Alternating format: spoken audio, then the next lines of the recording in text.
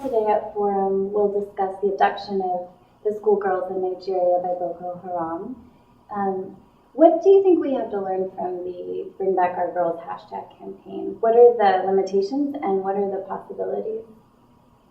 No, I think it's a great campaign. It's for sure given it visibility which it would never have had if not for the campaign.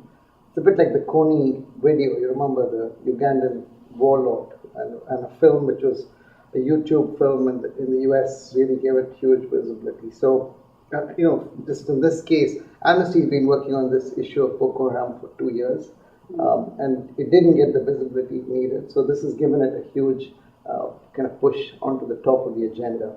And it's always nice if Michelle Obama says something, it must be right. So now the whole world is concerned. The issue really is, we have to go back to the underlying problem because the campaign is great, that we've mobilized people. In the first 4 months of this year alone, 1,800 people have been killed in northern Nigeria. It's very unfortunate that these 200 girls have been abducted. But if you put it in the bigger context, I mean, this has been going on for 2 years. We've been calling on the government that first of all, they need to address the underlying problems of northern Nigeria, which is causing this unrest. But their answer to the so-called terrorist attacks is to actually behave not very differently from Boko Haram. So what they've been doing is indiscriminately killing youth in northern Nigeria. So every innocent youth you kill, you're creating more Boko Haram cadres. So the Nigerian government has been completely irresponsible and abdicated their responsibility. So unfortunately, that's not coming out in this hashtag campaign. The role of the government, the complete lack of responsibility. Even in the case of the abduction of the girls, we have hard information that they had enough notice, almost 6 hours of notice before this happened, but the military did not respond. Even the frontline staff, the soldiers, don't even take orders from the senior commanders because of the levels of corruption. So there's underlying issues, and it's great that we have an international campaign, but at the end of the day, the Nigerian government has to be accountable to the Nigerian people. The World Cup kicks off tomorrow, and I know that Amnesty International is urging Brazilian authorities to respect the rights of demonstrators to protest peacefully. What are your biggest concerns here? So the video we released has got massive viewership and very large number of people watching it and appreciating it. And essentially, it's about calling the behavior of the Brazilian government as a foul. So it's kind of giving a yellow card to the Brazilian government using a football analogy. But I think the core message is simple: that to protest is a right. It's not a crime. Peaceful protest is a right.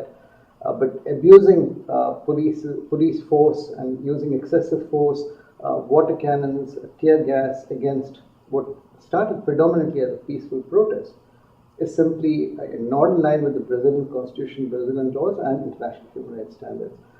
Again, the underlying problem that we're facing in Brazil, because the World Cup is now, but the mass protests in Brazil started at least 1 or 2 years ago. And those protests were mostly from young people who are angry about the unaccountable governance, about the lack of respect for human rights. And I think the main lesson for all governments across the world, particularly those who claim to be democratically elected, must be that just because you win an election, that doesn't make you legitimate. You can't say that I got enough votes to abuse people's human rights. Final question. So you lead Amnesty International's worldwide effort to end human rights violations. Can you identify just one major opportunity in our generation to make progress toward that future? I think, we talked about the problems in Nigeria, problems in Brazil, and at the national or local level. But if you think of the same issue at the global level, what we have is a real crisis of global governance and global accountability. So the Security Council is made up of the largest arms producers in the world. People are sitting on nuclear weapons. They can't agree on anything. So, that's why the trade talks don't go anywhere. The climate talks don't go anywhere, and the post-2015 MDG process is going to hang in the balance. So the challenge really is that how do we get these governments to stop thinking only about their self-interest and short-term gains while talking about all the right things? They do exactly the opposite. All governments are equally to blame for using double standards and selective use of human rights and selective use of all these good things which the world should have. So if you ask me what's the opportunity, I think the opportunity is for people to stand up and come together.